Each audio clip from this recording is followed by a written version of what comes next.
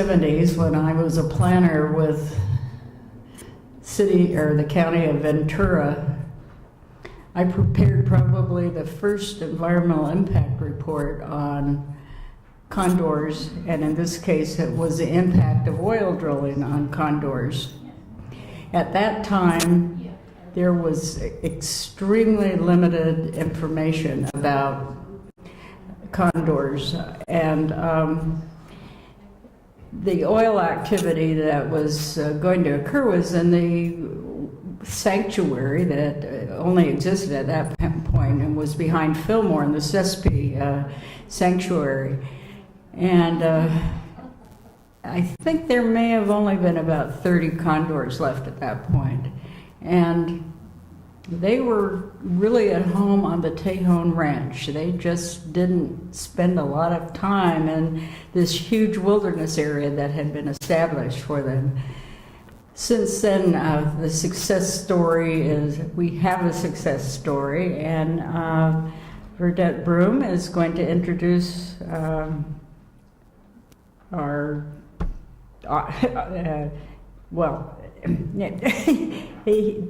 director of the Ventana Wilderness.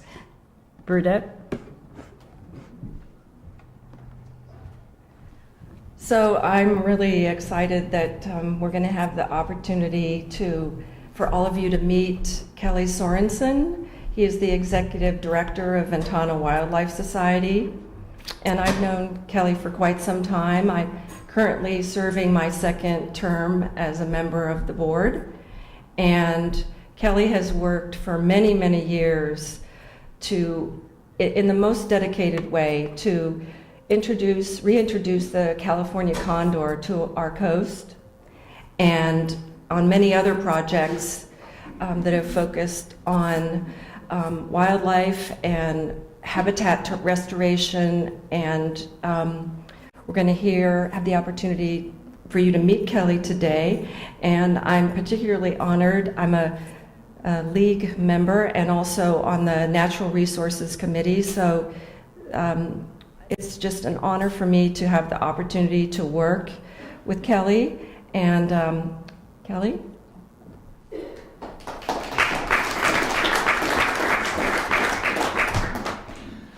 Thank you very much for having us today. This is sort of a series of introductions, because really Tim Huntington, our filmmaker, is our main speaker. But I wanted to introduce Tim and to share a little bit about what we're doing to restore the California condor. And I know on everybody's minds you're probably thinking nationally, and I want you to think locally as much as possible. And I'm glad Janet mentioned uplifting, because that's exactly what I think the success of the California condor story really is. It's an opportunity to be optimistic about the world. A couple weeks ago I went to a deep ecology conference.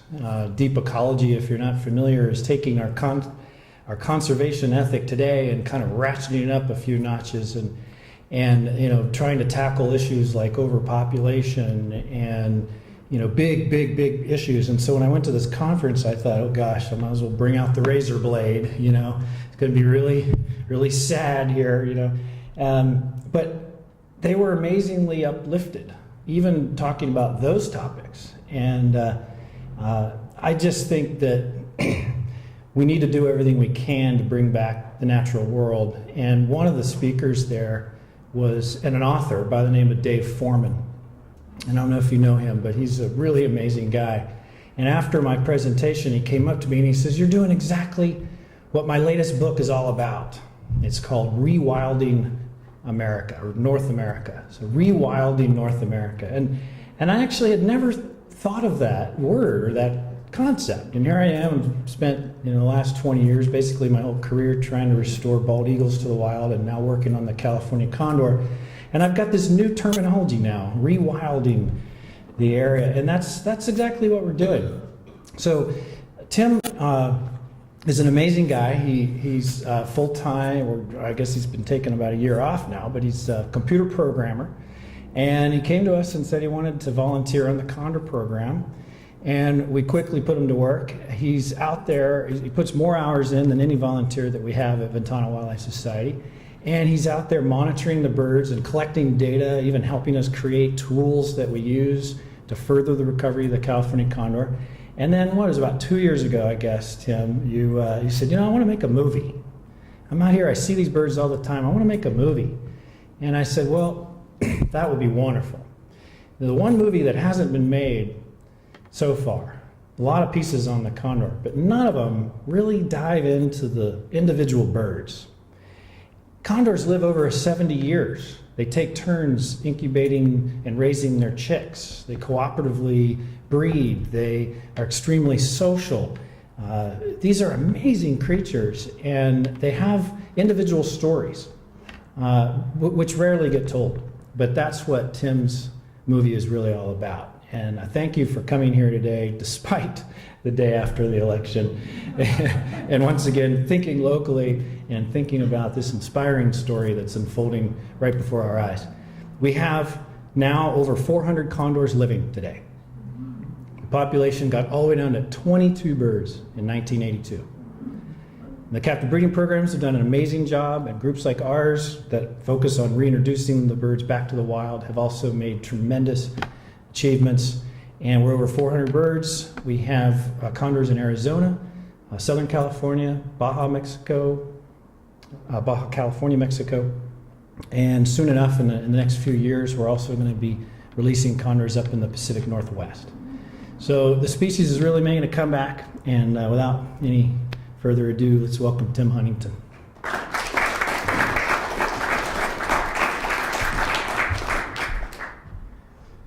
Hi. As Kelly said, I got into condors a few years ago and started bugging the biologists I ran into down at the side of the road, and got to learn more about the birds. I'm a photographer before I was a videographer, so I was always trying to take photos of them, and I ended up going down there more and more, and it became a sort of win-win situation. I'd go down there and utilize their tracking equipment to track condors, feed the biologists extra tracking data, and then also help myself to find the birds to take photos of them. And I ended up just doing that more often and more often, started taking video as well. And then I was realizing I was catching some very unique scenes, and it's like, well, I wonder if I can turn this into a movie. So that's basically what I did. The footage in the movie was all taken in 2015. So I was not working in 2015. I took a year off and decided I'll try and get as much footage as I can in 2015 and see if there's a story there. And by about July, August, I realized there was, and then was trying to fill in the holes to round out the whole thing. So that's basically what you're going to see. But I think the projector's turned itself off. So let's see. Oh no, it hasn't. Fantastic. Let me just.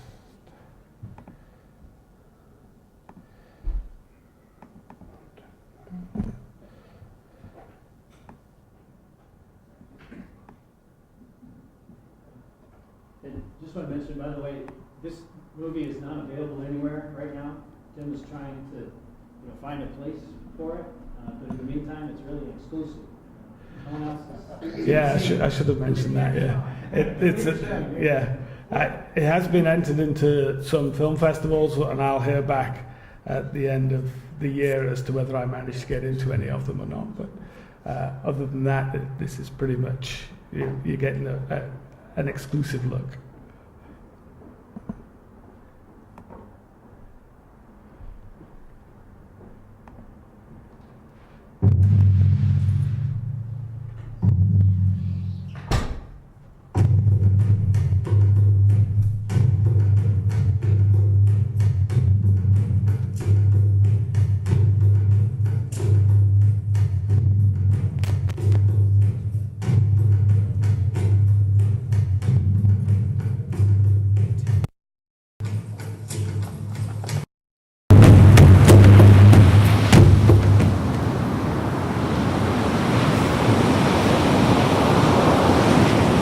weighing in at around 20 pounds and with a wingspan approaching 10 feet.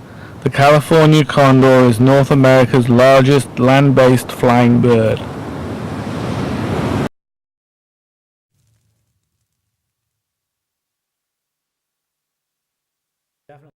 Track. The biggest success, thank you.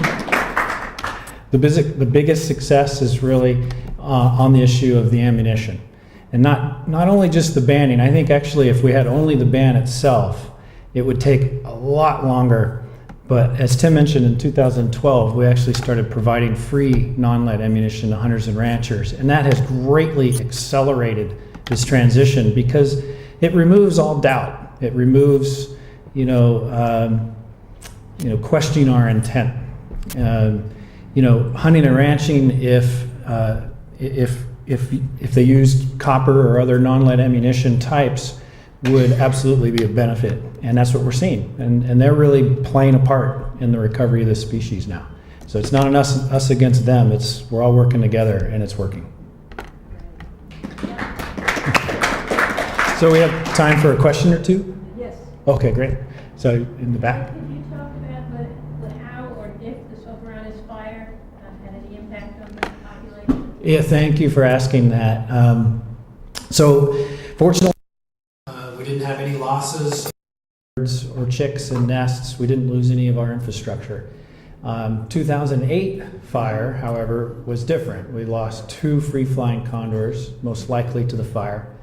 No chicks died, though, and we lost a lot of infrastructure. 2 of those flight pens that you saw there were completely destroyed, plus a bunch of other stuff.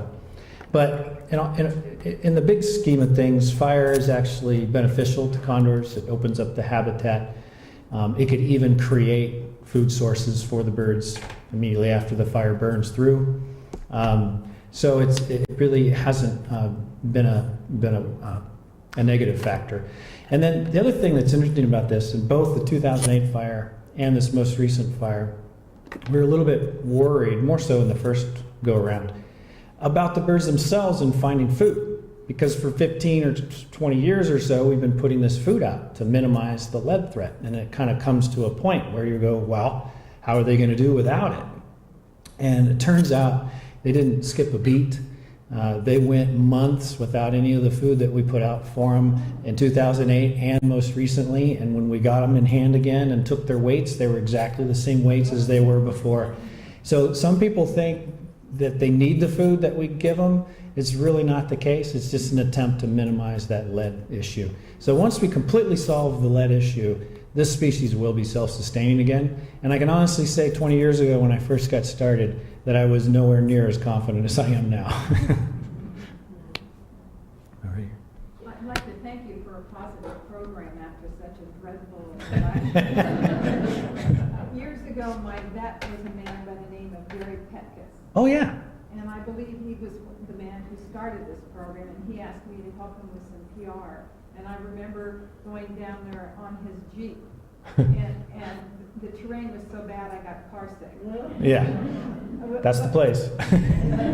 But my question is there a lead ban on the bullets now? Is it actually implemented? Yes. So it's a ban on the use, not the sale, number one.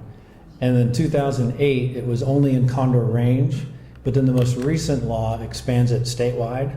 And even though it's only on a ban on the use, because it's going statewide, it's driving such a huge demand for the product that we're already starting to see the prices come down. Availability is improving dramatically.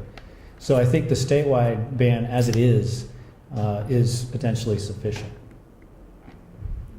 I was curious, several times in your film it showed basically a ledge below the highway with a large group of condors. So did they gather there because you had placed some food out for them? Do you recall if there was a carcass nearby, or? Well, Yeah, why don't you? in that particular instance, the ledge is about half a mile away from where that sea lion was on a beach. And so they'd been feeding on that sea lion, and as they left the area, some of them landed on that ledge, and I happened to just find them again there and was able to get that footage.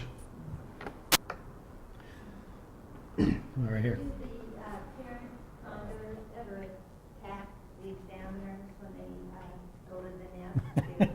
Well, I have one story to tell on that one. The answer is no. They're really quite docile. I mean, they're very, amongst themselves, they appear kind of rough because they're establishing that dominance hierarchy, but they're really docile creatures when you get down to it. So no, they don't attack the biologist. But one time, Joe Burnett, you saw his name on here, he's our senior wildlife biologist that oversees the condor program, was climbing into a nest down in Southern California. And he was focused on the egg and what was going on in the nest cavity. And he turns around and he looks, and one of the adults was grabbing his gear, his rope bag, and trying to drag it off the cliff. Well, he would have been in deep trouble if that condor had succeeded. But no, they don't really attack you at all, even when you're right there in their nest. And as you can tell, it does not affect them either. It used to be thought that you had to give them a 1.5 mile buffer, otherwise if they'd see a human anywhere in sight, they'd stop breeding. Well, it's not at all the case. I think those arguments were used years ago to buy up more land, which is great that they did that. But reality is these condors are very tough birds, and they put up with a lot, as you can see. How about here? Is it possible to buy a copy of this film? Not quite yet, but hopefully soon. You want to answer that? Yeah, the plan for this film at the moment is to see if I can get it into some film festivals and expose it that way and just see where that goes. And then subsequently after that, it will probably be made available online at a later date, probably sometime next year though. Well, this is great. Here. We had a fawn die in our neighbor's yard, and it turns out that if it's a dead animal, no agency is designed to help you. And Right. we were told that there was a program where someone would come and pick it up and take it down to Big Sur for the condors. Is that actually true? As opposed to having, we didn't do it ourselves. We watched our neighbor dig a grave and bury this animal, but it would have been nice if we'd been able to do something like that. Yeah, I agree. When a farm animal dies, it's just unfortunate to bury it or send it to the tallow company. When scavengers could take advantage of that. We get phone calls all the time. We're very limited, actually. The primary food source that we can use is the stillborn calves from dairies. Because of risk of spreading disease, we're not allowed to move deer from county to county or pig from county to county. It's just too much of a risk from a disease factor. But if it's within the county and the local area, and we've got enough people and resources to swing by and pick it up, we will. But it's not a normal routine that we do. And these birds are finding food on their own all the time. That's one of the reasons why the lead threat is still out there, because they're finding naturally occurring food all the time. Let's see, how about you this time? What was the story when an egg was replaced with a fake egg and taken down to LA? Could you repeat the question? Yeah, the question was, what was that all about where an egg was replaced in the nest? And I'm glad you brought that up because it wasn't mentioned at all in the film either. And I should mention that actually DDT is still an ongoing threat. And you might recall DDT caused eggshell thinning in birds, and brown pelicans and peregrine falcons and bald eagles were perhaps the most affected by that compound. The reason why it's still affecting condors today is because the company Montrose that made it down around the Channel Islands for a long time dumped the excess right out at sea, and some of it actually went out through the LA Sanitation Sewer District. And it's the largest Superfund site of DDT contamination in the world.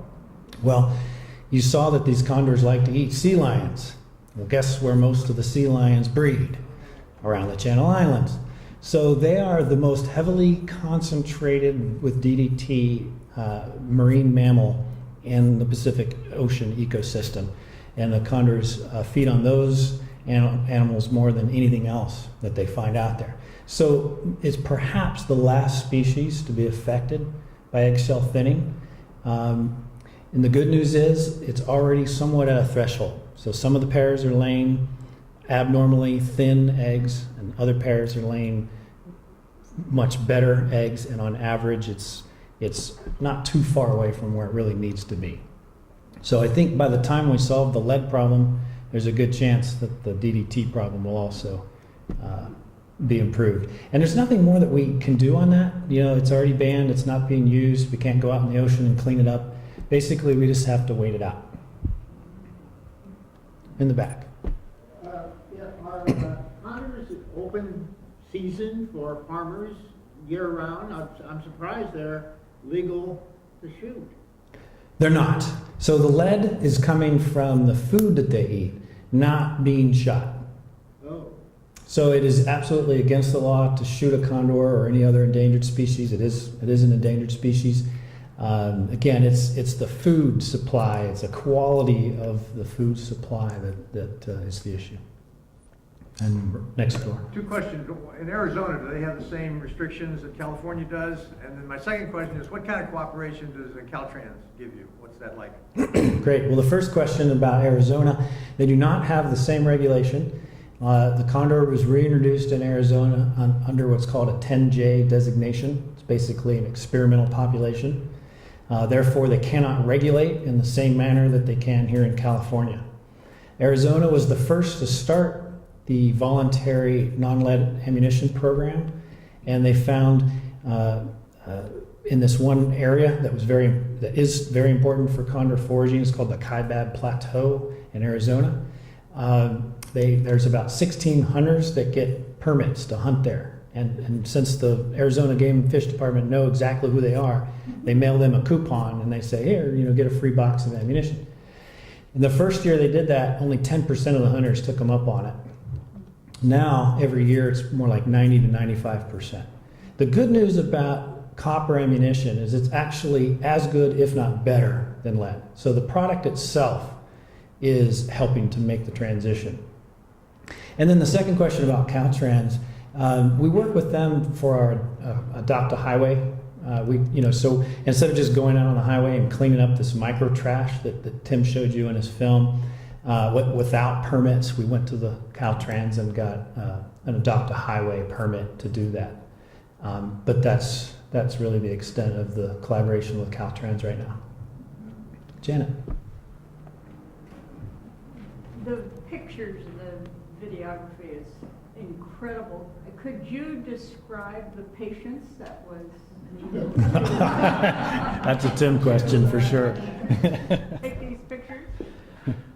In 2015, I spent over 100 days down in Big Sur tracking condors and had the video equipment with me every day, just in case I came across something. So although the footage, most days I wouldn't get anything, but I did spend over 100 days down there.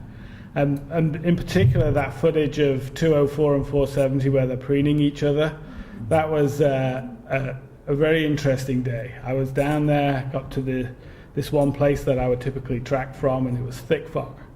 And I tracked with the radio receiver trying to pick up birds' radio signals, and I picked up 470 signal really strong to the north. And I know there's some trees about half a mile to the north where sometimes you'll get the birds hanging out, but you couldn't see it. So I drove back up to that place, parked, got out, looked over the fence, and sure enough, 470 and 204 were there. But I'm, literally by the edge of the road, and they're pretty close to the road, and if they get too close to the road, I have to haze them away to keep them away from the road and away from people.